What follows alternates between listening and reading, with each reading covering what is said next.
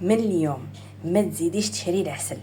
من اليوم وفري دراهمك في جيبك يا مدام، وروحي نعلمك واحد الطريقه تاع العسل تجي خير من تاع برا.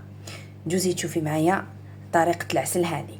عندك في قدره ديري كيلو ورطل تاع سكر، كيلو ورطل تاع سكر مع رطل ماء. والحاجه الاساسيه في العسل ديالنا هي قطعه الشب. هذه 4 غرامات تاع قطعه الشب. شوفي اختي، ما درتيش هذا ما ينجحلكش العسل، لازم الشب باش يجيك عسل كيما تاع برا. السر في العسل هو الشب. شوفوا البنات، نرمي حجرة السكر مع الاول ونزيد عليها انا نزيد حبه قارص كومبليت في كيلو ورطل، ونحطها فوق النار. كي تشوفوها رفدت الغليه تماك تحسبوا لها 5 دقائق. اللي يحب العسل الابيض يحسب لها 5 دقائق، واللي يحب عسل الاحمر يحسب لها 10 دقائق.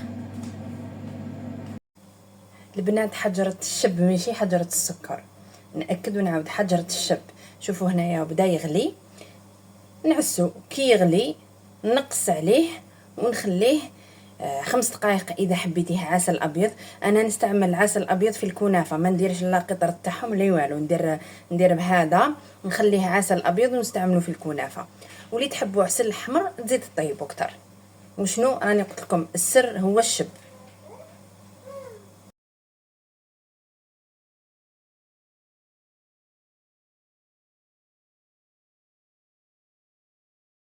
شوفوا البنات كيفاش جا العسل. دوكا راهو السخون يغلي، وكل ما يبرد كل ما يزيد يحمر.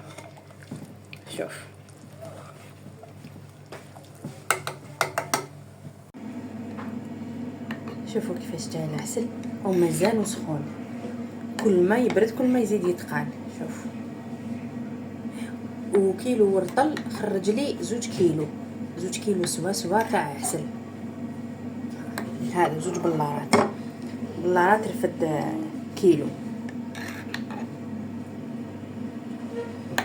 ان شاء الله يعجبكم، ان شاء الله تجربوه.